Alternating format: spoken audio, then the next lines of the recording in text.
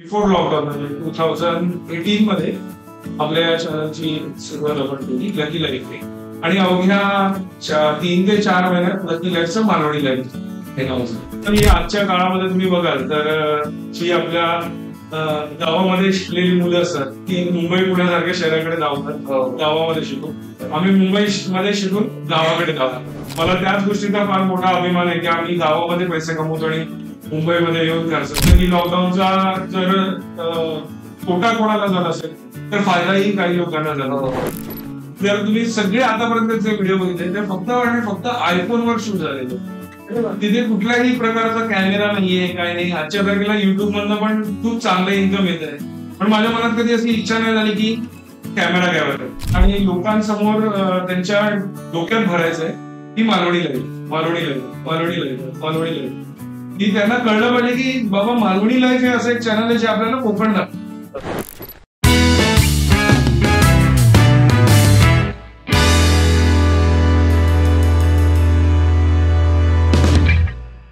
नमस्कार दादा. तुमच्या या पॉडकास्ट मध्ये स्वागत आहे. Thank you so much. तर तुमच्या या मालवणी लाईफ या युट्यूब चॅनलची सुरुवात कधी आणि कशी झाली? ऍक्च्युली सांगायचं झालं तर मी सिव्हिल मध्ये बरेच वर्ष काम करतोय. याआधी जेव्हा मी व्यवसायाच्या अगोदर जेव्हा जॉब करत होतो तेव्हा मी बायोमिथेनेशन प्लांटचं काम करायचो. बीआरसीची टेक्नॉलॉजी प्रोजेक्ट हेड म्हणून मी काम करायचो एका प्रोप्रायटरी फर्म. आणि त्या निमित्तानं ऑल ओव्हर इंडिया फिरण्याची संधी असायची. पण त्यावेळेला असं होतं की एंटरटेनमेंटसाठी आपल्याकडे काही साधनं नाही. मोबाईल असायचा पण त्याच्यावर पण काय तुम्ही फार फार तर गेम खेळू. आणि त्यावेळेला इंटरनेट होतं पण ते फार असं बफरिंग होऊन स्पीड फार स्लो असायचं. पण त्यातही जाऊन मी युट्यूब बघत होतो. आणि युट्यूबवर त्यावेळेला मुंबईकर निखिल किंवा युआयसी ब्लॉग्स असे काही चॅनल्स होते जे आम्ही बघायचो. आणि त्यावेळेला त्या दरम्यान कुठे आयडिया होती की असं आपण व्हिडिओ बनवून युट्यूबवर अपलोड करू शकतो. पण आपल्याला तेवढी कल्पना नसते त्यावेळेला की ह्याच्यातनं अर्निंग होतं किंवा काय होतं. तर या गोष्टी टोटली माझ्यासाठी नवीनच होत्या. चॅनलची सुरुवात अशी झाली की जॉब मध्ये थांबून मग मी बिझनेस जॉईन केला. म्हणजे माझ्या वडिलांचाच फॅमिली बिझनेस जॉईन केला. आणि त्या दरम्यान मग आम्हाला एक मालवणमध्ये म्हणजे सिंधुदुर्ग डिस्ट्रिक्ट मालवणमध्ये काम करण्याची संधी मिळाली. म्हणजे आमचं जे नेटिव्ह प्लेस आहे त्याच ठिकाणी. आणि म्हणून मग आम्ही गावाला शिफ्ट झालो. म्हणजे हा खूप मोठा निर्णय होता आमचा की मुंबईत लहानाचा मोठा शिक्षण मुंबईमध्ये आणि मग पुढे आम्ही बिझनेस गावाला शिफ्ट. सो जनरली आजच्या काळामध्ये तुम्ही बघाल तर जी आपल्या गावामध्ये शिकलेली मुलं असतात ती मुंबई पुण्यासारख्या शहराकडे धावतात गावामध्ये शिकून. आम्ही मुंबईमध्ये शिकून गावाकडे धावतो. तर टोटली ते रिव्हर्स होतं. आणि आजही आम्ही कुठल्याही इंटरव्ह्यू मध्ये किंवा जेव्हा सांगतो मी की मला त्याच गोष्टीचा फार मोठा अभिमान आहे की आम्ही गावामध्ये पैसे कमवतो आणि मुंबईमध्ये येऊन खर्च करतो. आता आपण मुंबईमध्ये आहोत. माझी शॉपिंग, माझ्या मुलाची शॉपिंग करणं सगळ्या गोष्टी तर ती आमच्यासाठी खूप मोठी गरज गोष्ट. तो सांगण्याचं तात्पर्य असं आहे की मग मी काय करतो, मी काय मजा करतो गावामध्ये, कुठल्या प्रकारची कामं करतो. तर हे एक डॉक्युमेंट करण्यासाठी असं ठरवलं की आपण पण युट्यूब चॅनल चालू करू. सो माझं सुरुवातीचं उद्दिष्ट हेच होतं की आपण एखादा लग्नाचा अल्बम बनवतो. का बनवतो तर त्या आठवणी आपल्या बरोबर कायम राहाव्यात, स्मरणात राहाव्यात. तर जे माझ्या आजोबांनी केलंय, माझ्या पणजोबांनी केलंय, जे आता लोक आम्हाला सांगतात की तुझे पणजोबा असे होते, तुझे आजोबा असे होते किंवा माझे वडील सांगतात की आम्ही लहानपणी हे केलंय, ही मजा केली. तर ते कुठे डॉक्युमेंट नाहीये. पण आज युट्यूब हे असं एक माध्यम आहे की ज्याच्यातनं मी कसे क्रिकेट पकडायचो, मी कसं मजा करायचो गावाला, मी काय काय मजा करतो गावामध्ये, आपल्या गावातले सण उत्सव रीती परंपरा. तर ह्या आता माझ्याकडे डॉक्युमेंट झालेले आहेत, तरी सेव्ह झालेले आहेत. मग पुढे माझा नातू असेल, पणतू असेल किंवा पुढे युट्यूब असेल किंवा गोष्टी राहिल्या तर नक्कीच त्यांच्यापर्यंत या सगळ्या गोष्टी पोहोचतील. आणि म्हणूनच मी एक लकी लाईफ या नावाने चॅनल चालवतो. सो मग हळूहळू कळायला लागलं की चॅनल सर्च मध्ये कसं यायला पाहिजे, चॅनलची ग्रोथ कशी झाली पाहिजे. मग त्यावेळी आम्ही इतरांचे व्हिडिओ बघतो की काय लोक सांगतात की टॅग्स कुठे वापरायचे किंवा अशा बऱ्याच गोष्टी असतात युट्यूबमध्ये. आणि मग मी मला असं जाणवलं की आपल्या चॅनलमध्ये मालवणी असं काहीतरी नाव किंवा कोकण असं नाव आलं पाहिजे. तर या सगळ्या गोष्टी सर्च करत असताना मग मी असं ठरवलं की आपण जी जगतोय ती मालवणी लाईफ आहे. मग आपण त्याचं मालवणी लाईफ. सो लाईफ हा शब्द इंग्लिशमध्ये ठेवला आपण की मालवणी हा आपला शब्द ठेवला. जेणेकरून सर्चमध्ये येईल. आणि मग अशी बिफोर लॉकडाऊन म्हणजे 2018 मध्ये आपल्या चॅनलची सुरुवात आपण केली लकी लाईफ. आणि अवघ्या 3 ते 4 महिन्यात लकी लाईफचं मालवणी लाईफ हे नाव झालं. तुझी कंटेंट क्रिएशनची प्रोसेस कशी असते? जे एखादा टॉपिक सिलेक्ट करण्यापासून त्याचं शूटिंग असेल, त्याचं एडिटिंग किंवा काही टेक्निकल गोष्टी हे सगळ्या कशात तू प्लॅन आणि मॅनेज करतो? बरोबर. खूप चांगला प्रश्न आहे. बेसिक काय आहे की पुन्हा आपण थोडं मागे जाऊया की चॅनलची जेव्हा सुरुवात झाली त्यावेळेला आपलं उद्दिष्ट हेच होतं की आपण जे काय करतो ते लोकांपर्यंत दाखवायचं. आपल्या गावाचे सण उत्सव रीती रूढी परंपरा साजऱ्या होतात त्या लोकांना बघायला मिळतात. ज्यांना गावाला यायला नाही जमत त्या लोकांना बघायला मिळतात. आपल्या पाककृती ज्या आहेत त्या लोकांना बघायला मिळतात. तर म्हटलं की आपण नॉर्मल जसे व्हिडिओ टाकायचे आणि असे व्हिडिओ टाकत असताना सुरुवातीला तुमचे सगळे व्हिडिओ शेअर होतात. आजी आजोबा मावश्या काका काकू. पण एक सर्जन पिरियड आल्यानंतर मग ते पण थोडे कंटाळतात की कितीपर्यंत हे शेअर करायचं. पण तो जो पिरियड असतो तो नवीन कॉन्टेंट क्रिएटर्सला किंवा नवीन युट्यूब चॅनलला खूप कृषक पिरियड असतो की ज्यावेळेला त्याला हॅमरिंग पिरियड असतो की आपल्याला कंटिन्यू व्हिडिओ टाकायचे आणि लोकांसमोर त्यांच्या डोक्यात भरायचंय की मालवणी लाईफ की त्यांना कळलं पाहिजे की बाबा मालवणी लाईफ हे असं एक चॅनल आहे जे आपल्याला कोकण दाखवतं. तर त्यावेळेला मी तसे व्हिडिओ टाकत गेलो आणि लॉकडाऊन. मग लॉकडाऊन आल्यानंतर आता लॉकडाऊन मध्ये आपल्याला काय बाहेर पडायला मिळत नाही किंवा काय मग आम्ही घरातल्या घरात काय चालू करतो किंवा आमच्याकडे फिमेल क्राऊड तेवढा नव्हता कारण आपल्याला अॅनालिटिक्स मध्ये कळतं की कुठल्या वयोगटातले कुठल्या कॅटेगरीतले लोक बघतायत. मग फिमेल क्राऊड हे करण्यासाठी मग आम्ही रेसिपीचे व्हिडिओ जातो. आम्ही औशीच्या हातची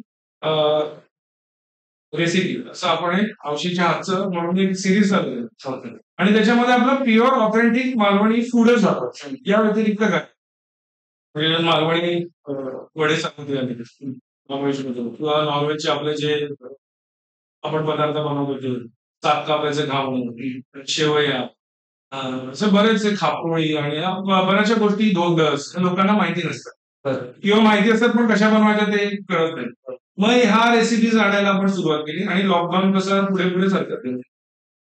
इन बिटवीन असं झालं की आमच्या शेजारी हडी गावामध्ये एक कुटुंब आहे सुरे. तर त्यांचा एक छोटासा व्यवसाय काजूचा म्हणजे फॅमिली व्यवसाय. एका खोकीमध्ये त्यांचं छोटस एक युनिट आहे जिथे काजूची बी बॉईल करून बी फोडून त्याच्यातलं काजू घर काढलं. आणि हे काम सुरे काका करतात, त्यांची मिसेस करते, त्यांचे आई वडील करतात आणि मुलं करतात. तर प्रत्येकाने हे काम वाटून घेतलेलं आहे आणि तसा व्हिडिओ आपल्या चॅनलवर. तो व्हिडिओ आल्यानंतर त्यांना चांगल्या ऑर्डर्स येणार आणि मग ते स्वतः माझ्याकडे आले आणि त्यांनी मला एक पाव किलोची काजू करायची पुढे आणून दिली. मी म्हणलं की लकी आपल्या व्हिडिओमुळे ना मला असा फायदा झाला आणि हे जे प्रोडक्ट आहेत त्यांचे म्हणजे काजू करायचे तो मुलगा मुंबईला देत होता डोर टू डोअरचा कारण त्यावेळेला लॉकडाऊन. तर तो त्याचे स्वतःचे मालवणी प्रोडक्ट पण विकतो. माझ्याकडे सुरीचे तांदूळ आहे किंवा कोकम आहे, कोकम आंगळ आहे, तर तो ते प्रोडक्ट विकतो. तर त्याचा पण त्याच्यातनं फायदा होतो. आणि ही झाली एक गोष्ट. आणि दुसरं आम्ही तिलापिया मत्स्यशेती जे आचरामध्ये त्या हडीच्याच पुढे. तर तो एक व्हिडिओ बनवला आणि तिथे ट्रेनिंग सेंटर चालू झालं. बंदर विकास मंत्री त्यावेळेचे रवींद्रजी चव्हाण होते, त्यांची व्हिजिट झाली त्या प्रोजेक्टला. बऱ्याचशा घडामोडी त्याच्यामध्ये झाल्या आणि मग या सगळ्या लोकांनी येऊन मला सांगितलं की असा इम्पॅक्ट व्हिडिओचा होतोय. आणि मग माझ्या मनात क्लिक झालं की आपण एंटरटेनमेंट तर लोकांचं करतोय किंवा माझ्या स्वतःसाठी मी चॅनल बनवलेलं आहे. पण जर ह्याच्यानं लोक उपयोग काय होत असेल तर मग आपण त्या पद्धतीचे व्हिडिओ बनवायचे. म्हणजे एंटरटेनमेंटचे तर बनवायचे पण इन्फॉर्मेटिव्ह पण बनवायचे. मग त्याचा रेशो अगदी मी असं म्हणालो नाही की सगळेच इन्फॉर्मेटिव्ह आणि 20% एंटरटेनमेंट. तो सुरुवातीला आम्ही रेशो त्याचा ठेवला की 70% एंटरटेनमेंट आणि 30% आपण इन्फॉर्मेटिव्ह व्हिडिओ बनवायचे. आजच्या तारखेला जर बघायला गेला तर 50-50% वर रेशो आलेला आहे की एंटरटेनमेंटचे 50% आणि इन्फॉर्मेटिव्हचे 50%. आणि मग त्या दरम्यान मग आपल्याकडे लॉकडाऊनमध्ये बरेचशी लोक अशी आहेत म्हणजे म्हणायला गेलं तर मी बघितलं की लॉकडाऊनचा जर तोटा कोणाला झाला असेल तर फायदाही काही लोकांना झाला. म्हणजे जी लोक नोकरी करत होते ते व्यवसाय करण्यासाठी कोकणात आले आणि आज जवळजवळ लॉकडाऊन संपून 4 ते 5 वर्ष झालीच असतील आणि आजही त्यांचा व्यवसाय फुल फ्लेज मध्ये चालू. की असं नाही की पुन्हा लॉकडाऊन संपलं आणि ते पुन्हा मुंबईला आले आणि नोकरी करतात. सो त्याच्यामध्ये आयटी इंजिनियर्स आहे, साऊंड इंजिनियर आहे, टीसीएस मध्ये काम करणारे लोक आहेत, ते रॅबिट फार्मिंग करतायत. आयटी क्षेत्रात काम करणारा माणूस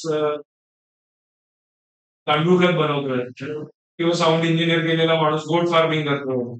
तर असे चांगली लोक म्हणजे मी नेहमी सांगतो की युट्यूबने फेम दिला, पैसा दिला, पण त्या पलीकडे जाऊन चांगली लोक दिली. जर युट्यूब नसतं तर माझी यांच्याशी भेटच झाली सर. आणि खूप टॅलेंटेड लोक सिंधुदुर्गामध्ये आहेत. चांगली लोक आहेत जे आता खूप चांगला व्यवसाय करत आहेत आणि हा व्यवसाय नुसार सिंधुदुर्ग पुरता मर्यादित न राहता ऑल ओव्हर इंडियामध्ये पोचलेला आहे त्याचं सिंधुदुर्गात. तर अशा सगळ्या गोष्टी चालू झाल्या. मग तुम्ही सांगितलं की तुम्ही कॉन्टेंट कशा प्रकारचे करता. तर मगाशी सांगितल्या पद्धतीने की माझ्या जर चॅनलवर तुम्ही बघितलं किंवा मालवणी लाईव्ह युट्यूब चॅनलवर जर तुम्ही बघितलं तर एक तुम्हाला मासेमारीचा व्हिडिओ दिसेल, मासेमारीच्या नंतर एक रेसिपीचा व्हिडिओ दिसेल, रेसिपीच्या नंतर मग तुम्हाला एक इन्फॉर्मेटिव्ह व्हिडिओ दिसेल. तर साधारण ह्या पद्धतीने आपला फ्लो चालू असतो की एकदा लोकांचं एंटरटेनमेंट करायचं, इन्फॉर्मेटिव्ह व्हिडिओ बनवायचा, रेसिपीचा व्हिडिओ बनवायचा, पुन्हा एखादा एंटरटेनमेंट मग इन्फॉर्मेटिव्ह. तो अशा पद्धतीने आम्ही ते व्हिडिओ बनवत जातो. म्हणजे ज्याच्यामुळे काय होतं की प्रत्येक वयोगटातला माणूस हा आपल्या चॅनलवर येत असतो. तो कसं असतं की फिशिंगचे, क्रॅब कॅचिंगचे म्हणा किंवा एखादा आता मी ससून डॉग केला, ससून डॉगचा व्हिडिओ केल्यानंतर मला माजी महापौर मुंबईचे ज्या सुनीलजी प्रभू त्यांनी फोन केलेला मला आणि तो पण असा होता की कुठलाही त्यांनी माझ्याकडनं एक्सपेक्टेशन ठेवलं नव्हतं की मी त्यांच्यासाठी काय करावं किंवा ते आपल्या कोकणात आहे की त्यांच्या गावासाठी काय करावं. तर त्यांनी मला फक्त शुभेच्छा देण्यासाठी फोन केलेला. पर्सनल नंबर त्यांनी मला दिला. तर या अशा गोष्टी होत्या. सो हे जे एंटरटेनमेंटचे सांगण्याचं उद्दिष्ट आहे की एंटरटेनमेंटचे जे व्हिडिओ ते सगळ्या वयोगटातली लोक बघतात. म्हणजे लहानापासून ते अगदी 60, 65, 70 वयोगटातली माणसं पण मला सांगतात की आम्ही तुझा हा व्हिडिओ बघितला किंवा तो व्हिडिओ बघितला. पण इन्फॉर्मेटिव्ह जे व्हिडिओ असतात ते साधारण एक पकडून चाललं की 30-35 इथला जो तरुण असतो त्याला कुठेतरी नोकरी करायची असतो, सॉरी बिझनेस करायचा असतो. त्या दृष्टिकोनातून तो ते व्हिडिओ बघत असतो. तर साधारणतः 30, 50, 60 वयोगटातले लोक ते बघतात किंवा रेसिपीचे जे व्हिडिओ ते प्युअरली महिला वर्ग बघतात. तर ते लोक मासेमारीचे कदाचित बघत असतील पण इन्फॉर्मेटिव्ह बघत.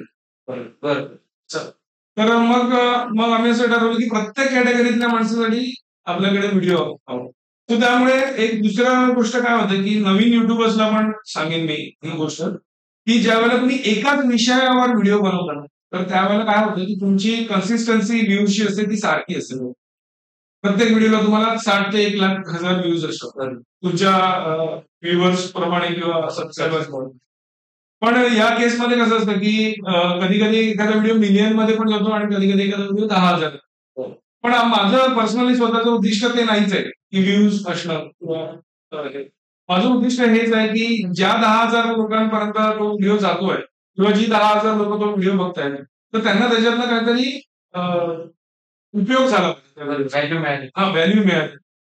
सो माझं इंटेन्शन तेच आहे की आता रॅबिट फार्मिंगचा व्हिडिओ तर रॅबिट फार्मिंग बद्दल पण बऱ्याचशा गोष्टी निगेटिव्ह होतात की हे फार्मिंग किंवा अशा बरेचसे बिझनेसेस नवीन आलेले असतात त्याच्यामध्ये खाली कमेंट असेल सो सगळ्यांना तो राईट्स दिलेले आहेत युट्यूबने तुम्ही काय देऊ शकत आम्हाला तर काहीच राईट्स दिलेले नाही की युट्यूबने एवढं देखील सांगितलेलं आहे की तुम्हाला कोणी शिवीगाळ जरी केली तरी तुम्ही त्याचं उत्तर त्याला पॉझिटिव्ह करून पॉझिटिव्हली द्यायचं आणि त्याला निगेटिव्ह मधनं पॉझिटिव्ह मध्ये आणायचं. आणि एक कन्स्ट्रक्शन फील्डमध्ये काम करणारा मुलगा तुम्हाला तर माहितीये की किती व्याप असतो या फील्डमध्ये कारण का जवळजवळ 15 एजन्सी तुम्हाला सांभाळायचे असतात.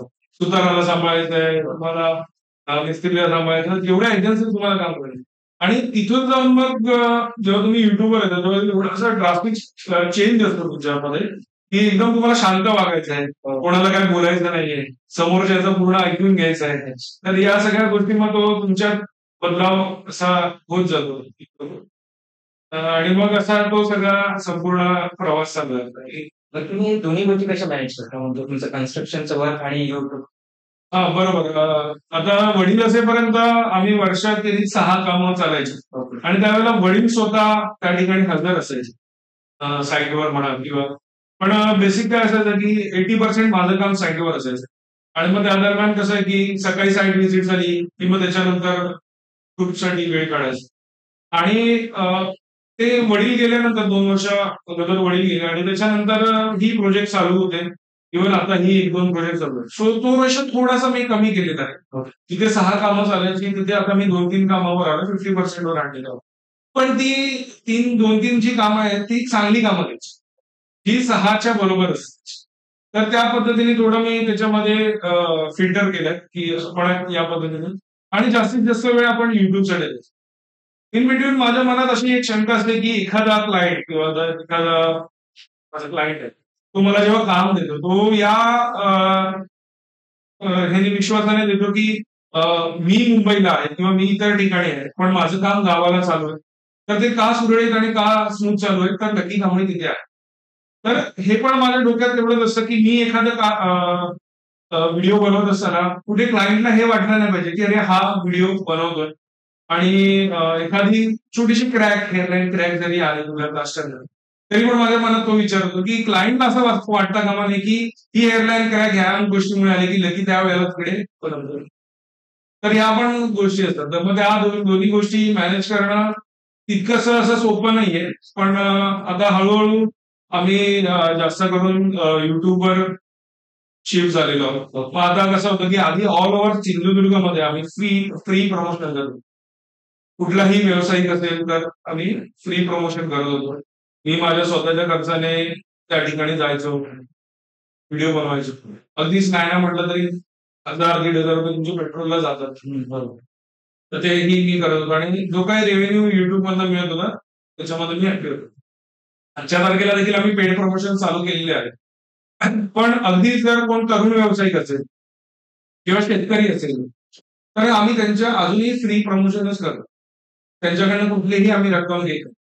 आणि ज्यांची कॅपॅबिलिटी आहे, ज्यांचा बिझनेस व्यवस्थित आहे, तर त्यांच्याकडनं आम्ही पेड प्रमोशन करतो. आणि आता हळूहळू आम्ही YouTubeवरनं Facebookवर तर आहोत आम्ही. Facebook पेज आहे मालवणी लाईव्हचं.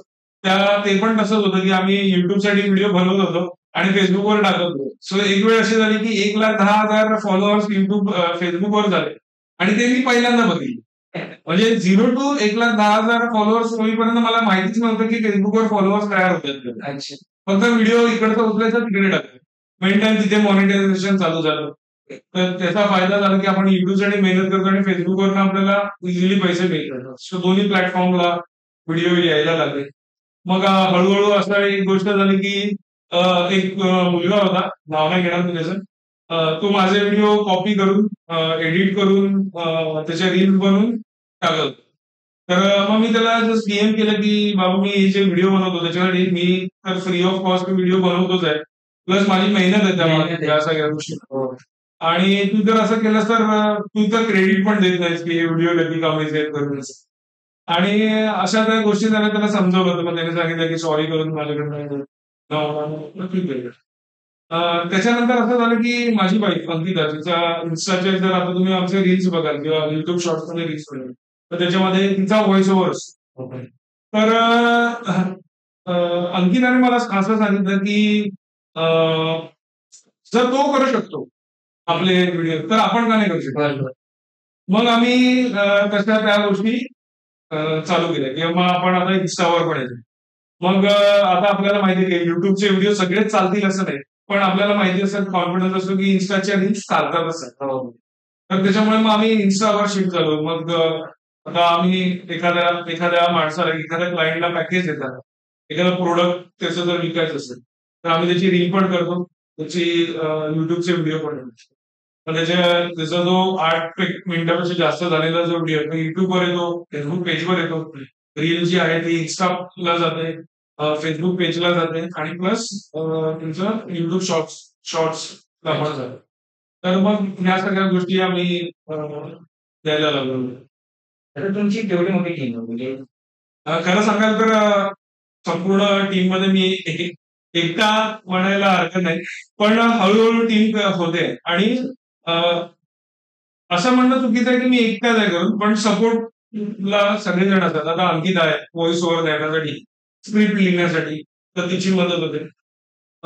एडिटिंग मी स्वतः करतो, शूट मी स्वतः करतो, स्क्रिप्ट साधारण माझ्या मनातली असेल त्या पद्धतीने चालतो. त्याच्यानंतर ह्या सगळ्या गोष्टीमध्ये तुम्ही म्हणाल की मालवणी लाईफचे आता साधारण 4,00,000 17,000 मी बघितले 4,17,000 फॉलोअर्स. आणि जर तुम्ही सगळे आतापर्यंतचे व्हिडिओ बघितले ते फक्त आणि फक्त आयफोनवर शूट झालेले. तिथे कुठल्याही प्रकारचा कॅमेरा नाहीये, काय नाही. आजच्या तारखेला युट्यूब मधनं पण खूप चांगलं इन्कम येत आहे. पण माझ्या मनात कधी अशी इच्छा नाही झाली की कॅमेरा घ्यावा. कारण का मी जे लोकांना दाखवतोय किंवा मला जे लोकांना दाखवायचंय ती तेवढ्या क्लॅरिटीचे व्हिडिओ बनवण्यासाठी माझा फोन कॅपेबल आहे. दुसरी गोष्ट काय आहे की त्याच्यामध्ये जे एडिटिंग ऍप आहे, iMovie मध्ये मी एडिट करतो. तर ह्या तुमच्या असं पॉडकास्टमध्ये येण्याचं माझं कारण हेच होतं की मी माझ्या चॅनलवर या सगळ्या गोष्टी सांगू शकत नाही. का म्हणून केव्हा सांगतो. माझ्या पॉडकास्टला आल्यावर आपल्याला एक आनंद मिळतो की आपल्या जे मनात नाही त्याचं बाहेर काढायचं. तर त्या एडिटिंग ऍपवर मी एडिट करतो. तर त्याचा उपयोग असा होतो की फॉर एक्झाम्पल की मी आता विरारला शूट करायला गेलेलो. आता जस्ट मी क्रॅप फार्मिंगचा व्हिडिओ, तो मी आता मुंबईची सवय तुटलेली आहे. आधी अक्षरशः लटकून प्रवास करायचो. आता ते एवढी वर्ष गावाला राहिल्यानंतर ते आता जमत आहे. मग एसी ट्रेनच्या शेड्यूल प्रमाणे आपला शेड्यूल बनत. मग याचा उपयोग काय होतो की जेव्हा मी व्हिडिओ माझा रेडी आहे, माझ्या सगळ्या फाईल्स मोबाईलमध्ये, फ्रॉम वसई टू दादर किंवा वसई टू दिवा, त्या ट्रेनमध्ये मी बसून व्हिडिओ एडिट करतो. म्हणजे 1 तासामध्ये माझा आत बसलाय, त्यामुळे तो व्हिडिओ एडिट होतो तुमचा. तर या सगळ्या गोष्टी फोनवरनं करण्याचं कारण हेच आहे. आणि टीम जर म्हणाल तर शूट देखील मी स्वतःच करतो. कारण तुम्ही आपले व्हिडिओ बघाल तर बऱ्याच वेळा मी कॅमेराच्या मागे आहे. आता माझ्या बरोबरची जी लोक असतात, जसं प्रथमेश आहे, नम्या आहे, जी व्हिडिओमध्ये दिसतात किंवा छोटी छोटी मुलं आहेत, तर अगदी डोंबिवली स्टेशनला पण आम्ही ग्रुपने एका लग्नासाठी आलेलो आणि सगळेजण उभे होतो. आणि त्यावेळेला एक फॅमिली येऊन त्यांना म्हणायला लागली की अरे प्रथमेश, अरे नम्या कर. आणि मी बाजूला होतो. त्यांनी मला ओळखलं नाही, कारण का मी कॅमेऱ्याच्या मागे असेल. मी फक्त जो दिसतो तो तुम्हाला इंट्रोमध्ये आउट्रोमध्ये ते पण अर्धा दिसतो. त्यामुळे माझी हाईट किती, माझी हाईट 6 फूट 2 इंच. त्यामुळे व्हिडिओमध्ये कोणाला कळत नाही माझी हाईट किती. त्यामुळे पटकन मला असे लोक ओळखत नाही, कारण मी कॅमेऱ्याच्या जास्त मागे असतो. तर शूट पण मीच करतो. आता जे आहे की थंबनेल, सो थंबनेल ही खूप महत्वाची गोष्ट की त्या थंबनेलवर म्हणजे कसं आहे की एखादा बंगला जर तुम्ही आतून किती चांगला असेल, पण बाहेरून त्याचं इंटिरियर जर चांगलं नसेल तर आतमध्ये कोण जाणार नाही. त्याच पद्धतीने आहे की तुम्ही बाहेरच्या ज्या गोष्टी डेकोरेटिव्ह कराल तरच तुमचं काही काम क्लिकबेट असतं का. क्लिकबेट मीन्स व्हॉट की लोक विनाकारण काहीतरी टायटल देतात आणि विनाकारण काहीतरी हे देतात. त्याच्यामध्ये आतमध्ये लोक जातात, पण मग ते न बघता बाहेर येतात. कारण त्यांना कळतं पहिल्याच मिनिटांमध्ये की आपल्याला फसवणूक झाली. मग ते थंबनेल बनवण्यासाठी मी आपल्याच तालुक्यातली, मालवण तालुक्यातली मुलगी आहे, तनयाकडून, तनुताई म्हणतो. सो मी तिला काम द्यायला चालू केलं. सो ती माझी थंबनेल बनवली. म्हणून खूप छान असतं. थँक्यू. तर अशा गोष्टी मला आता पुढे चालू करायच्या की माझ्या कन्स्ट्रक्शन फील्ड मधनं जवळजवळ एक 20 ते 30 लोकांना रोजगार मिळत होता. मग आता युट्यूब चॅनल मधनं पण तसं झालं पाहिजे. बरोबर. की मी असं म्हणत नाही की 30-40 खूप मोठे झाले. कदाचित लोकांचं प्रेम असेल तर ते पण होईल मोठ्या चॅनलवर. पण ऍटलिस्ट 5 ते 6 लोकांना का नाही हरकत आहे. त्याच्यामध्ये एडिटिंग आलं, एडिटर लागतो तुम्हाला किंवा इतर गोष्टी कॅमेरा हँडल करत, आणि थोडंसं फुल टाइम करण्यानंतर माझं स्ट्रेस कमी होईल या सगळ्या गोष्टी. मग मी एक व्हिडिओ म्हणजे बनवत राहील. मला जास्त वेळ त्याच्यामध्ये विचार करण्यामध्ये देता येईल. अशा त्या सगळ्या गोष्टी करता येईल. सो आता टीम जरी एकट्याची असली तरी हळूहळू प्रयत्न चालू आहेत की आमची टीम बनवायची. पण सपोर्ट तर सगळ्यांचाच आहे, अगदी लहान मुलापासून की कधी कधी कॉन्टेंट मिळत नाही, मग तुम्ही फ्रस्ट्रेट होता की काय टाकायचं करून त्या. मग एखादा मुलगा येतो आणि म्हणतो की चला आपण करवंद काढायला जाऊ, पोहायला जाऊया, मग त्याच्यातून आम्ही कॉन्टेंट शोधतो. अशा सगळ्या गोष्टी असतात. मग मी मध्ये खूप गरमी असते, बाहेर जावंसं नाही वाटत, मग करवंद काढायचं असतं, करवंदाचा ज्यूस बनवायचा, मग त्याची रेसिपी, असे ते सगळे कॉन्टेंट तुम्हाला शोधता आले पाहिजे. मग तुमचा हा 0 सबस्क्रायबर ते 4,17,000 सबस्क्रायबर हा प्रवास कसा होता? कारण हे विचारण्यामागचं कारण ज्यावेळी नवीन आपण YouTube चॅनल चालू करतोय, त्यावेळी आपण ते सतत बघत असतो. किती सबस्क्रायबर झाले, किती व्ह्यूज झाले.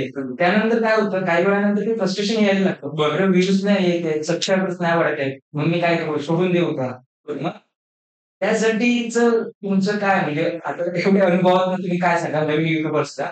आणि कोणते स्किल्स असले पाहिजे? म्हणजे एक पेशन्स असलं पाहिजे, कन्सिस्टन्सी पाहिजे. बरोबर. तर या बद्दल जरा तुम्ही जो तुम्ही शब्द वापरला कन्सिस्टन्सी, हा प्रत्येक गोष्टीमध्ये लागतेच का. आता एखाद्या हॉटेलमध्ये तुम्ही खायला गेलात, तर मालवण किंवा सिंधुदुर्गामध्ये असं होतं की मला लोक विचारतात फिश थाळी कुठे मिळवतात, अजून काहीतरी वेगळं चांगलं नाही.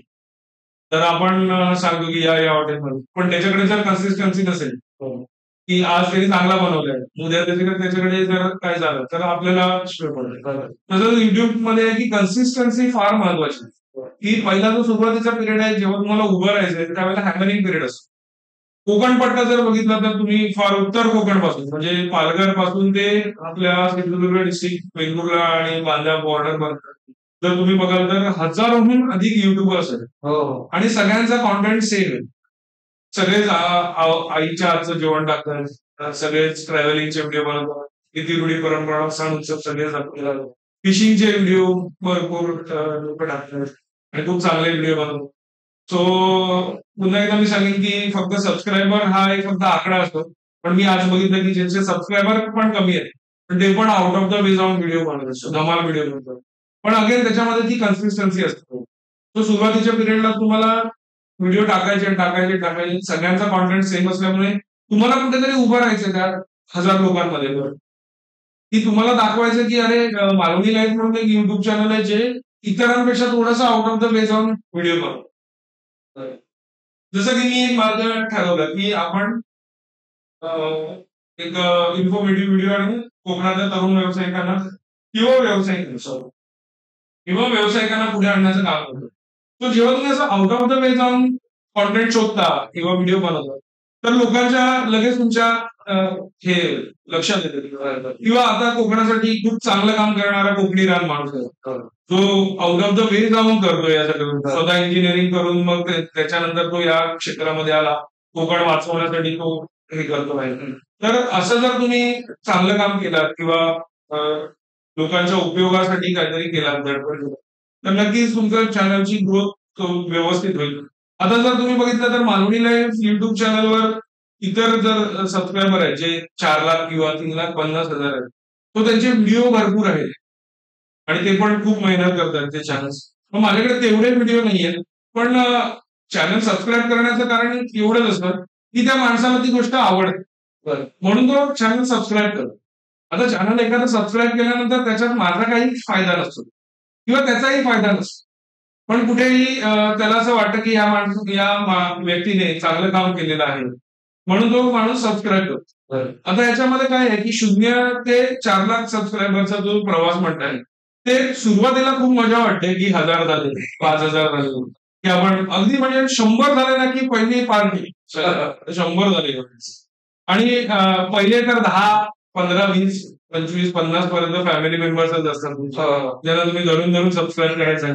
भावाला मुंबईला फोन करायचा, त्याला ऑफिसच्या आजूबाजूला पण बसलाय, चल सबस्क्राईब करायचं असं. किंवा मग 90 झाले आता 10 शोधायचे, किंवा तुम्ही बहिणीला सांगता तुझ्या ऑफिसमध्ये कोण आहे सांगा असं. तर तो तसा प्रवास असतो. गावातली मुलं असतात त्यांना, तर अशा त्या गोष्टी असतात.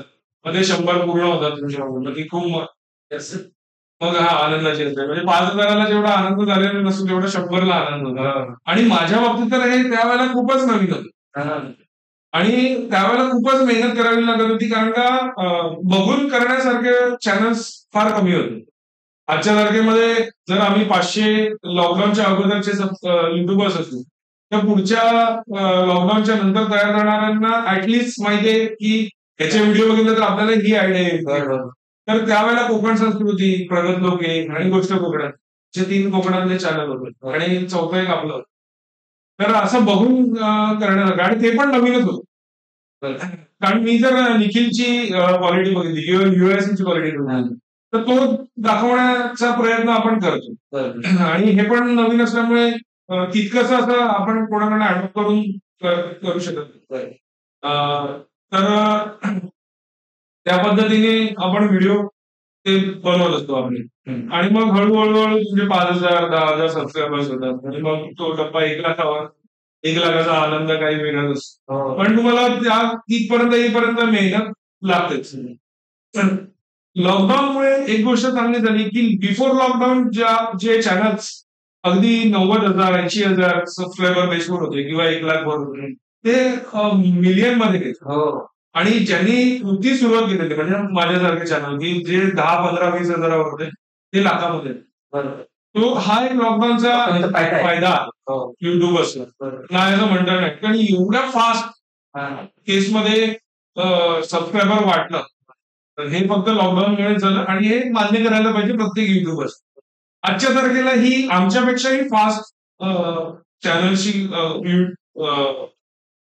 सबस्क्रायबर्स ची जी संख्या आहे ती फास्ट वाढण्याचं कारण आहे की नवीन चॅनल आहे पण सबस्क्रायबर आमच्यापेक्षाही फास्ट वाढतात. तर त्याचं हे आहे की जे आपण युट्यूब शॉर्ट्स टाकतो तर त्याच्यामुळे तुमचे सबस्क्रायबर रिच वाढतात.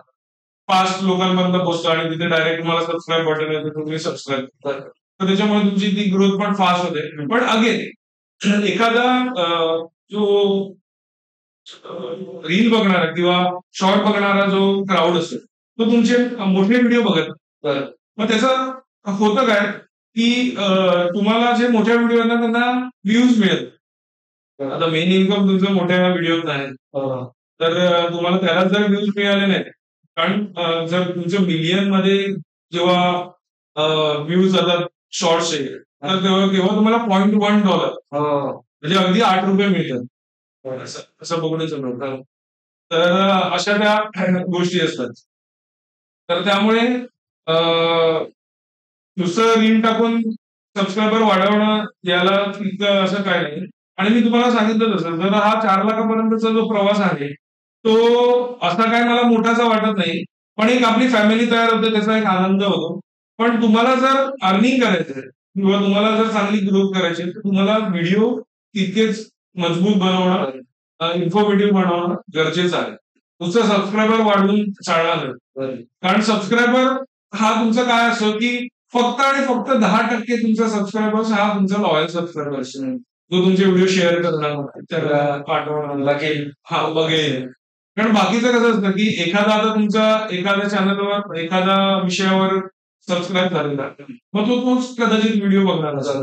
त्याला इतर व्हिडिओमध्ये म्हणजे मगाशी सांगितलं इन्फॉर्मेटिव्ह मध्ये त्याला कदाचित रस नसेल किंवा रेसिपी मध्ये रस नसेल पण त्याला त्याच रस असतो. तर असे पण काही सबस्क्रायबर असतात. त्यामुळे सबस्क्रायबर हा जस्ट एक नंबर आहे पण तो वाढणं का महत्वाचं की 1 मिलियन झाल्यानंतर तुम्हाला माहिती की 1 लाख व्ह्यूज येणार 10%. 1 लाख व्ह्यूज जर तुमच्या प्रत्येक व्हिडिओवर येत असेल तर तुम्ही लाखात पैसे कमवणार. तर त्याच्यामुळे ते थोडं असतं की तुमचे सबस्क्रायबर पण झाले पाहिजे. पण जे लोक प्रमोशनसाठी वगैरे येतात आणि सबस्क्रायबर पण बघतात ते पण जनरली आता ते व्ह्यूज पण बघतात आणि ते कॉन्टेंट पण बघतात. आता एखाद्या चॅनलवर एक जर प्रोडक्ट आहे जिची कॉस्ट आहे से आता मी शॅम्पू प्रोडक्ट घेऊ या शॅम्पूची कॉस्ट आहे जवळजवळ ₹550.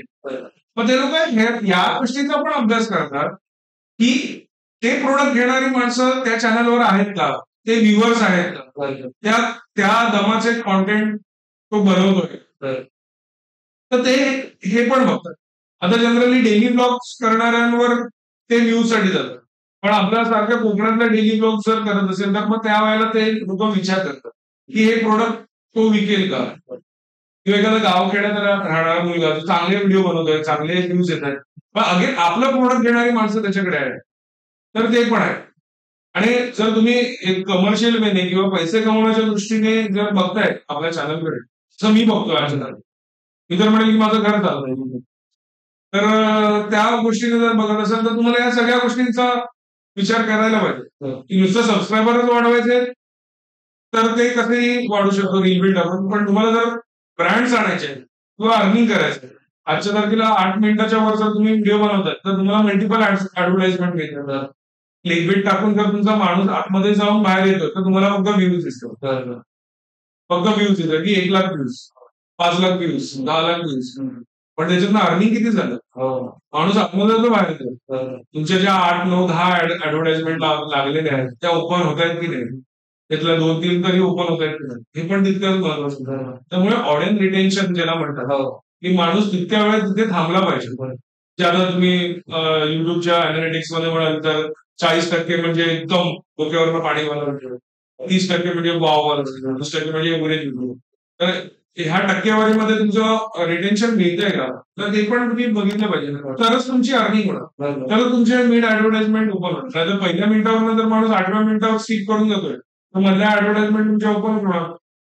आणि युट्यूबचं अल्गोरिदम असंच आहे. तुमचं ऍव्हरेज व्ह्यू ड्युरेशन आहे ना ते किती जास्त आहे बघितलं जातं त्याप्रमाणे ते युट्यूब प्रमोट करतो. अगदी अगदी. कारण कसं आहे की 40% इन्कम हे युट्यूबला जातं. 60% मला येतं. त्यामुळे मी जर लाखोत कमावणार तर तो पण तेवढंच कमावणार. तर त्याच्यामुळे तो पण देखील ठरवतो की आपण कोणाला प्रमोट करायचं. इव्हन तुमचा जेव्हा तुम्ही सर्चला येता तेव्हा मासेमारी जर टाकलं तर ज्यांना चांगलं अल्गोरिदम मध्ये जे चांगले आहेत तेच लोक तुम्हाला सर्च मध्ये टॉप मध्ये दिसतात. तर त्या पद्धतीने मग आपल्याला कशी ग्रोथ करावी लागते. तर व्हिडिओ बनवून चालत नाही तर व्हिडिओ चांगले पण बनतात. आणि युट्यूब मधून किती अर्निंग होऊ शकते असं तुम्हाला वाटतं? प्लस हे फुल टाइम केलं जाऊ शकतं का? याबद्दल मी तर सांगेन की पहिली गोष्ट म्हणजे तुमचं वय हे खूप महत्वाचं आहे त्याच्यामध्ये. मी तर म्हणेन की मी खूप लेट चालू केलं. म्हणजे मी युट्यूब बघत होतो किंवा मी गावात आल्यानंतर देखील मी जवळजवळ त्याच्यात 7-8 वर्ष घालवली. 7-8 वर्ष हा खूप टाइम मोठा आहे. की माझ्या मते मला वाटतं की मी आज जर एक्सेल 6 घेऊन फिरतोय तर 7-8 वर्ष अगोदर मी बनवलं असतं तर मी आज मर्सिडीज बेन्झ घेऊन फिरत होतो. सो एवढा मोठा फरक आहे की लोकांना असं वाटतं की पण अगेन तेच आहे की तुम्ही जेव्हा नवीन असता त्यावेळेला काहीच नसतं याच्यामध्ये.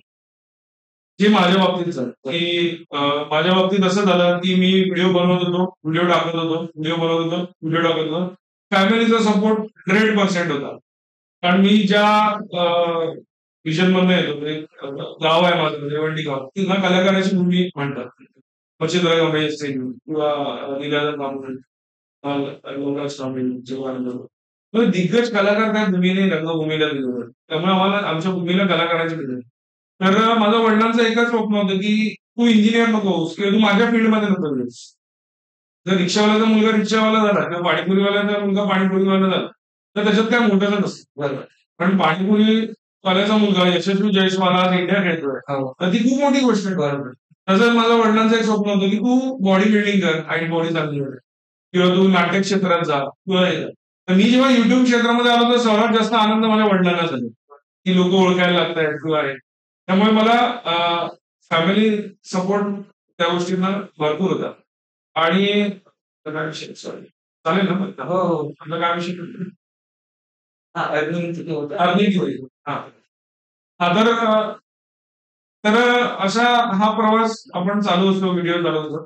पण सुरुवातीच्या काळामध्ये त्याच्यातनं काही अर्निंग होत नाही किंवा फार कमी अर्निंग होतं कारण का तुमचे व्ह्यूजच नसतात तेवढं किंवा तुमचा सबस्क्रायबर बेसच तेवढा नसतो. मग त्यावेळेला काय की तुमची कन्सिस्टन्सी राहिल्या पाहिजे आणि असं पकडून चालायचं की आपला पुढचा व्हिडिओ चालणार. ह्या आपण होप्सवर आहे की आपला पुढचा व्हिडिओ चालणार. आणि बरेचसे जे मोठे क्रिएटर्स आहेत त्यांचं पण म्हणणं यायचं किंवा आता तुम्ही मोस्टलीच आहे प्राजक्ता कोळी की तिने पण एका इंटरव्ह्यू मध्ये सांगितलं की एक चॅनल बंद करायचा आणि शेवटचा व्हिडिओ टाकायचा आणि तो चालला आणि तिचा लाईफच बदलला. तर आम्ही पण अजूनही बघताना तेच चालतो किंवा आम्ही अमोल सावंत ब्लॉग्स की त्याचे सबस्क्रायबर होते अगदी 20,000 त्यांनी एक व्हिडिओ टाकला विदिन 1 वीक मध्ये मिलियन क्रॉस झाला आणि त्याच्यामध्ये डायरेक्ट 90,000 सबस्क्रायबर झाले. तर मला कधी कधी डिप्रेशन आलं मी अमोल सावंतला बघतो की माझा पण कधीतरी एक व्हिडिओ जाणार आणि त्याच्यातून चांगलं अर्निंग होईल. हा तर सांगण्यात हे काय की सुरुवातीला तुमचा एकदम नसतं किंवा काही आता माझ्या बाबतीत काय झालं की मी व्हिडिओ टाकत होतो आणि एक दिवस आला की माझा क्रायटेरिया कम्प्लीट झाला 4,000 तास आणि 1,000 सबस्क्रायबर्स. तर तो क्रायटेरिया माझा कम्प्लीट झाला. पण तो क्रायटेरिया कम्प्लीट झाल्यानंतर पण एक पोस्टल पिन कोड येतो बाय पोस्ट. तो माझा येत नव्हता. पण माझे पैसे जमा होत होते. मग त्याच्यामध्ये माझे जवळजवळ 5 महिने गेले. 5 महिन्यात माझी एक चांगली अमाउंट त्याच्यात जमा झाली आणि मी का हे होतो की मला आता कन्स्ट्रक्शन फील्ड मधनं मला पैसे मिळत आहेत. बरोबर. किंवा मग चांगल्या फॅमिलीतला मी मुलगा असल्यामुळे पैशाची तशी कन्सर्न नाहीये. पण राहू दे की पैसा. पण एकदा असा मेल आला की आता तुम्ही जर हे नाही ही प्रोसेस नाही केली तर आम्ही मॉनिटायझेशन बंद करणार. आणि मग मी पुन्हा ती धावपळ चालू केली. मग एक निहार साहिल म्हणून आर्किटेक्ट आहे. मग त्यांची मदत घेतली मी. आणि मला टेक्निकली जर विचाराल तर मला फार कमी टेक्निकल नॉलेज आहे. मी अगदी आजही बजरंगबली की जय म्हणतो आणि व्हिडिओ अपलोड करतो. मग त्याला टॅग काय लावायचे ते आपले नॉर्मल आपले ठरलेले असतात ते लावायचे. चालला तर म्हणजे उडाला तर बगळा आणि बुडाला तर बेडू. त्या पद्धतीने मी आजही जातो. म्हणजे पण मी प्रत्येक इंटरव्ह्यू मध्ये मान्य करतो की नाही होत. एवढं टेक्निकली मी नाहीये टेक्निकल सांगतो. तर मग मी त्याची मदत घेऊन मग आम्ही ते चॅनल मॉनिटाईज पुन्हा हे केलं आणि मग मला तो पिन आला आणि मग रेग्युलर पैसे गेले. पण सुरुवातीच्या काळामध्ये असं असतं की तुम्हाला तेवढेसे असे पैसे मिळत नाही. आजही $100 जेव्हा कम्प्लीट होतं तेव्हा तुमच्या अकाउंटला ट्रान्सफर होतात. पण सुरुवातीच्या काळामध्ये टचवूड की असं कधीच झालं नाही की या महिन्याला पेमेंट आलं नाही. कारण तुमचे जे फिशिंगचे जे व्हिडिओ असतात ना ते तर धमाल चालतात. धमाल चालतात मिलियन मध्ये व्ह्यूज असतात आणि त्याच्यामुळे कुठेही असं झालं नाही टचवूड की $100 या महिन्याला आले. पण $300-400 असे त्यावेळेला येते. प्लस युट्यूब मधनं $500-600 येते. म्हणजे जिथे तुम्ही मेहनत करत नाही तिथून युट्यूब पेक्षा जास्त पैसे येते. का तर तिथे एक शेअर ऑप्शन आहे. शेअर टू आपण आपल्या ग्रुप तर आम्ही सगळे ग्रुप असे जॉईन केलेले आहेत. माझं मालवण माझं सिक्युरिटी सातारा पासून ते सगळं ठाणा बिणा पालघर अगदी तुमचं बदलापूर टिटवाळा सगळे ग्रुप जॉईन केलेले असतात. मग शेअर टू दॅट ग्रुप. मग अंकिता शेअर करणार काका शेअर करणार. म्हणजे त्यामुळे तिथे तुम्हाला रीच चांगला मिळतो आणि व्हायरल खूप चांगलं. प्रत्येक व्हिडिओ नाही पण होतात. तर मग तिथून पण इन्कम चालू होतं. मग असं आहे की जर तुम्ही अगदी इन्कम बघण्यासाठी येत असाल तर तुम्ही खरंच येऊ नका या ह्याच्यावर. कारण सुरुवातीला तर तुम्हाला काहीच नाही. अगदी मी तर म्हणेल की 5 महिने तर काहीच नाही. 5 महिने तरी काहीच नाही. 5 महिने तुम्ही नुसते येत व्हिडिओ पूर्ण फॅमिलीचा प्रेशर की काय हा नुसता जातोय आणि फक्त व्हिडिओ बनवतोय. त्याच्यातनं निष्पन्न तर काय होत. फक्त तुम्हाला एक फेम मिळतो की 4 लोक बिल्डिंग मध्ये एरियात ओळखतात आपल्याला. तो एक फेम मिळतो. पण अर्निंग ऍज सच तसं होतं. पण माझं म्हणणं एवढंच आहे की तुम्ही कॉलेज डेज पासून जर चालू केलं त्यावेळेला देखील आपल्याला वेळ असतो. अगदी आपलं शिक्षण तितकंच महत्वाचं आहे. भाषेवर तुमचं प्रभुत्व असलं पाहिजे. तुम्हाला कसं आपल्याला प्रेझेंट करायचंय ते तुम्हाला शिक्षणात शिकवतात. तो ते शिक्षण तितकंच महत्वाचं आहे. मग ते सांभाळून जर तुम्ही तिथून जर सुरुवात करत असाल त्यावेळेला तुम्हाला अर्निंगची तर गरज नसेल. तर आजच्या तारखेला तुम्ही चांगल्या स्टेजला उभं राहून चांगलं अर्निंग युट्यूब मधून करू शकता. पण अगेन पुढचं काय सांगू शकत नाही. जसं होऊ नये जसं टिकटॉकवर झालं तर युट्यूबवर माझ्या मते होणार नाही. पण तरी पण आपल्याला ते सेफ साईड पकडून चाललं पाहिजे. की बरेच लोकांनी काय केलं की लॉकडाऊन मध्ये पैसा मिळत होता तो पैसा उडवला. काही लोकांनी लोन घेतलं. पण अगेन लॉकडाऊन संपलं अगदी 40% वर व्ह्यूज झाले. अर्निंग पण तसं डाऊन झालं. त्यावेळेला बरेच लोक अडकली त्या गोष्टी. पण माझं एक होतं की आपल्याला माहितीये की ह्या गोष्टी होणार आहेत पुढे जाऊन किंवा ह्या सगळ्या गोष्टी तुमच्या सेहतवर आहेत. तुम्ही किती फिट आहात किती धावता येतं. तुमचे 4 मजले चढल्यानंतर मला दम लागला. असं होतं का मग आपण फिट राहिलं पाहिजे कारण त्याच्यावर तुमचं अर्निंग आहे. आज जर तुम्ही हॉस्पिटलाइज झालात तर पुढचे 8 दिवस तुम्ही व्हिडिओ बनवणार नाही कारण डिपेंड सगळं तुमचं. तर तुम्ही असं एक काय म्हणतात त्याला एक इन्कम सोर्स म्हणून युट्यूबकडे बघू नका की ह्याच्यात येणार. आलेला पैसा कुठे इन्व्हेस्ट करायचा हे तुम्ही लक्षात ठेवा की हा पैसा आज मला येतोय किंवा या प्रमोशन मधनं मला येतोय तो इन्व्हेस्ट करायला बघा. की ज्याचा फायदा तुम्हाला इन फ्युचर आहे. कारण का तुम्हाला पुढे काय म्हणतात त्याला, आपण नोकरी कंप्लीट झाल्यानंतर आपल्याला गव्हर्नमेंट पीएफ किंवा मग पीएफ मध्ये पण तुम्ही टाकू शकता असं, किंवा रिटायरमेंट नंतर ग्रॅज्युएटी त्या सगळ्या गोष्टी आपल्याला नाही आहेत ना, जर आपण फुल टाइम युट्यूब करतो. तर ते आपल्याला बघितलं पाहिजे की आपल्याला जास्तीत जास्त पैसा हा कुठे इन्व्हेस्ट करता येईल ते आधी पाहिलं पाहिजे. इन्कम तर आहे, चांगलं इन्कम आहे. प्रत्येक व्हिडिओ जर तुमचा लाख व्ह्यूज देतो तर तुम्ही लाखाच्या वर पैसे कमवतो. तर असं नाहीये की इन्कम नाहीये, इन्कम खूप चांगलं आहे. पण सुरुवातीच्या काळामध्ये नवीन युट्यूबर्सला पण मी पुन्हा सांगतो की सुरुवातीच्या काळामध्ये तुम्हाला स्ट्रगल करायचं आहे, चॅनल एका स्टेजला आणून ठेवायचं आणि मग तुमचं इन्कम चांगलं. ऍज अ कंटेंट क्रिएटर त्यावेळी तुला तुझे व्ह्युअर्स भेटतात त्यावेळी त्यांचा काय रिस्पॉन्स असतो आणि तुला त्यांना भेटून कसं खूप खूप चांगला रिस्पॉन्स. वाटतं? अगदी म्हणजे मला तर चांगलं आठवतं की लोकांनी मिठी मारून रडले पण आहेत. आणि माझ्यापेक्षा वयाने लोक येऊन पाया पण पडलेले. तर अशा गोष्टी पण झालेल्या आहेत. लहान लहान मुलं येऊन सेल्फी मागतात किंवा हे. तर ती खूप वेगळी गोष्ट असते की आपल्याला लोक ओळखतात. आणि मी मगाशी सांगितलं तसंच की मला मोठेपणा या गोष्टीमध्ये वाटतो की माझ्या व्हिडिओमध्ये जी लोक दिसतात ना त्यांना पण लोक ओळखतात. नॉट ओनली मी, तर त्यांना पण लोक ओळखतात किंवा आईला ओळखायला लागले.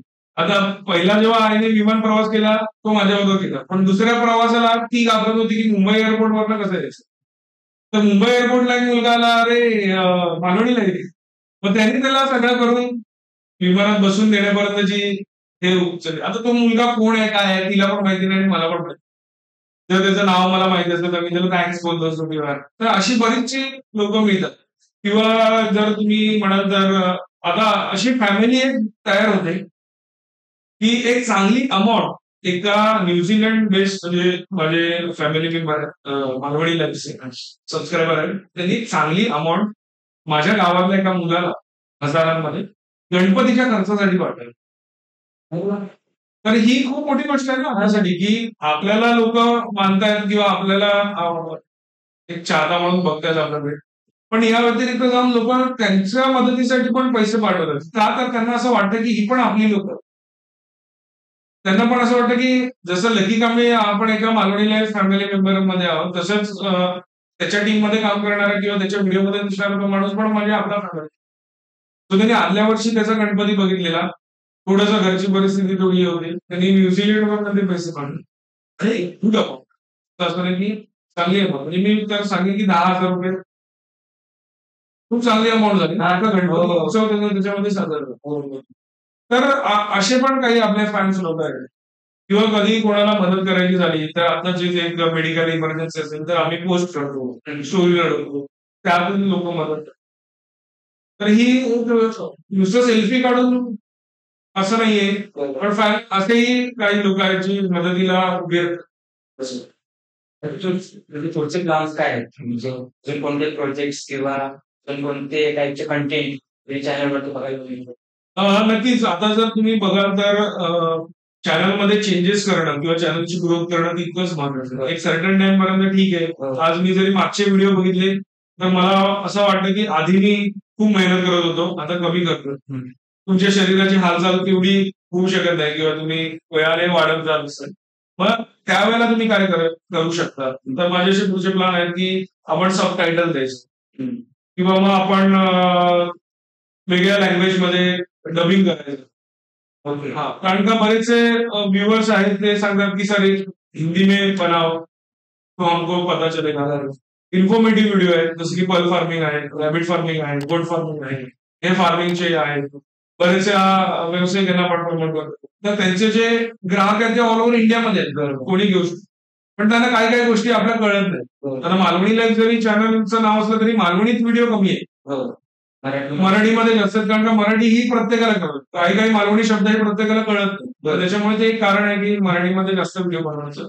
जे डेली व्लॉग्स आहेत फार कमी आहेत, पण ते मालवणीमध्ये थोडं घरातले असतील तर की आई बरोबरचे व्हिडिओ मालवणीमध्ये असतात. तर त्या पद्धतीने आपण हे करतो डबिंग किंवा सब टायटल मध्ये. किंवा अजून पुढे जायचं म्हटलं तर मला डॉक्युमेंटरी करायला आवडेल, म्हणजे डॉक्युमेंट्स बनवायला. लाईक डिस्कव्हरीमध्ये जसं आपण बघतो की आता एखादा एक विषय आपण खूप चांगले चांगले विषय आहेत मालवणी लाईफ चॅनलवर, तर काही व्हिडिओ न चालल्यामुळे लोकांपर्यंत पोहोचले नाही. जसं की मच्छीमारीची बोट. मच्छीमारीची बोट जेव्हा सीधा समजा तेव्हा किनाऱ्याला कशी आणली जाते, एवढा मोठा तो ट्रॉलर असतो मोठा, तो किनाऱ्याला कसा आणला जातो. तर असे पण विषय आहेत. किंवा माझा जो ससून डॉगचा जो व्हिडिओ चालला मिलियन्स मध्ये व्ह्यूज आहे, तो या गोष्टीमुळे चालला की ससून डॉगचे जे व्हिडिओज मी अगोदर बघितले की आपण एखाद्या ठिकाणी व्हिडिओ बनवायला जातो तेव्हा तिकडचं जर थोडा रेकी करतो किंवा ते व्हिडिओ बघतो काय आहे ते. तर ते बरेचसे व्हिडिओ ऑप्शनवर होते, फिश ऑप्शन. मग मी असं ठरवलं की आपण 20% फिश ऑप्शन टाकलं, पण 80% व्हॉट इज ससून डॉग. बोटी आतमध्ये कशा येतात, बोटी बाहेर कशा जातात, माल कसा वर चढवला, बर्फ कसा भरला जातो, प्यायचं पाणी कसं भरलं जातं, कपडे धुवायचं पाणी कसं भरलं जातं, डिझेल कसं भरलं जातं. तर ह्या सगळ्या गोष्टी मी दाखवतो आणि म्हणूनच तो व्हिडिओ लोकांना आवडला. कारण त्याच्या कमेंट्स बघायला तर खूप मोठ्या मोठ्या कमेंट्स खाली किंवा आमचे विषय थोडे हटके असतात की आम्ही गुन्हे दाखवले जे समुद्रामध्ये मिळतात, गुन्हे काढून तर त्या व्हिडिओच्या जर तुम्ही कमेंट्स बघाल तर अक्षरशः मला रडायला आलं की लोकांनी एवढ्या एवढ्या भरभरून कमेंट लिहिल्या. तर त्या का कमेंट लिहिल्या तर त्यांच्या जुन्या आठवणी त्या गुन्ह्यांमध्ये येतात आणि त्या पुन्हा त्यांना बघायला मिळतात. तर पुढे जात असताना मला या सगळ्या गोष्टी चांगल्या पद्धतीने अजून मांडायच्या की एखादा जर मगाशी सांगितलं की बोटीचा जो विषय सांगितला तर मग मला एकदम डिटेलमध्ये दाखवायचं की सीझन कसा चालू होतो, बोट बांधली कशी जाते, कुठलं लाकूड वापरलं जातं, बोट वर काढताना कसं वर काढली जाते. तर जर तो व्हिडिओ आम्ही 15, 20, 25 मिनिटाचा बनवलाय तो व्हिडिओ सिरीजच्या ह्याच्यात दाखवला. तर त्या फॉर्म मध्ये बनवायचा. त्याच्यासाठी मला त्या टीमची गरज. मग हा पुढचा आमचा हे आहे. त्याला अजून जातील 2-3 वर्ष आणि असं नाही. पण माझा पुढचा विजन असा आहे की नुसतं या गोष्टीवर न राहता थोडा चेंजेस केले पाहिजे सगळं. अजून एक तुम्हाला अप्रिशिएट करायचं की तुमच्या चॅनलच्या माध्यमातून जे कोकणातले लोक आहेत जे आता मुंबईला राहतात त्यांना ते लाईफ जगता येते. म्हणजे ते किंवा ते मेमरीज ताज्या होत आहेत, आठवणी तेच आणि ते खूप कनेक्ट होतो लगेच. अरे हा आणि खूप इंटरेस्टिंग वाटतात. कारण माझे जे बहिणीचे भाऊजी हे सगळे मुंबईत राहतात ते तुमचं चॅनल म्हणजे नेहमी फॉलो करतात, प्रत्येक व्हिडिओ बघतात आणि पूर्ण बघतात. ते सांगायचं होतं. आणि तुम्हाला आता कोकणाच्या दृष्टीने काय वाटतं की कोकणच्या विकासाच्या दृष्टीने कोणत्या गोष्टी झाल्या पाहिजे किंवा ते कसं होईल? बघा विकास तर झाला पाहिजे, पण तो विकास अशा गोष्टींमुळे होऊ नये की ज्याच्यामुळे कोकणाच्या निसर्गाला हानी पोचते. बरोबर. आता फॉर एक्झाम्पल तुम्हाला तर माहितीच आहे की रिफायनरीज आणि अशा सगळ्या गोष्टी होतात. पण अगेन मी जर बघितलं तर मी या अगोदर 2-3 वेळा सांगितलं की तुम्ही जर बघितलं तर माझगाव डॉक अँड बीपीडी जी शिप बिल्डिंग कंपनी, मग ती त्या शिप बिल्डिंग मध्ये कंपनीमध्ये 80% आपल्या कोकणातला माणूस. म्हणजे माझे आजोबा जे गाव सोडून मुंबईला आले, आजोबाचे भाऊ जे आज मुंबईमध्ये व्यवस्थित स्किल स्थावर आहेत ते कशामुळे झालं, बीपीडी आणि माझगाव डॉक. तर मग अशा कंपनी का नाही आणत तुम्ही कोकणामध्ये ज्याच्यामुळे निसर्गाला काय हार्म नाहीये. पुन्हा कोकणातला माणूस कोकणामध्ये येईल. आज कोकणातले गावं का ओस पडत आहेत, कारण का एकतर माणूस मुंबईला धावतोय त्याच्यामुळे इथे गावात कोण नाही. दुसरी गोष्ट म्हणजे गावाच्या घरांमध्ये तुम्हाला आता फॅसिलिटीज पाहिजे. माझी आई टॉयलेटला बाहेर जात होती पण माझी बायको नाही जाणार, तिला घरातच त्या सुख सोयी पाहिजे. किंवा माझी आई चूल फुकत होती, माझी बायको नाही फुकत कारण तिचं पूर्ण शिक्षण मुंबईला जाणार, ती पण चुकीची आहे. ती कधीतरी गावाला येते आणि मग तुला त्या गोष्टी सगळ्या नसतात. मग बायको काय सांगणार की आता कधीतरी जाऊया बस. मग अशा तुम्हाला त्या चेंजेस होणं तितकं महत्वाचं आहे की जर तुम्हाला पुढच्या पिढीला जर आणायचं इकडे. आज माझा मुलगा गावामध्ये शिकतोय, त्याचं पूर्ण शिक्षण आता तो गावामध्येच घेईल किंवा मालवण शहरामध्ये घेईल. पण पुढे जाऊन शेवटी त्याचंच हे आहे ना डिसिजन आहे की त्याला आता सिंधुदुर्गामध्येच राहायचंय की आउट ऑफ इंडिया किंवा बाहेर पुढे जाऊन काम करायचं त्याचं डिसिजन. पण जर चांगले प्रोजेक्ट जर आले तर हा जो तरुण जो मुंबईला धावतो तो धावणारच आहे. आणि मुळात मालवणी लाईव्ह चॅनलचा उद्दिष्ट हेच आहे ना की एखादा रॅबिट फार्मिंगचा किंवा एखादा गोट फार्मिंगचा जर बिझनेस चालू होता, तो कसा केला जातो, का केला जातो, याची 3 गोष्टी आहेत व्हिडिओ बनवण्याच्या. एक तर त्याला फायदा आहे, की त्याचा माल विकला जातोय. घेणाऱ्याला फायदा आहे, की मधला मीडिएटर नाही, डायरेक्ट आपण शेतकऱ्याकडनं माल घेतोय. आणि तिसरा फायदा या तरुणाला आहे. तो जर या गावामध्ये करतोय, तर मी माझ्या गावामध्ये का नाही करू शकत? मग मी मुंबईला का धावायचं? आणि प्रत्येक गोष्टीला मार्केट आहे. जसं गव्हर्नमेंटने सांगितलं, की विकेल ते पिकेल. म्हणजे जे विकलं जाणार तेच तुम्ही पिकवा. झंझटमारी करत बसू नका तुम्ही. असं आहे.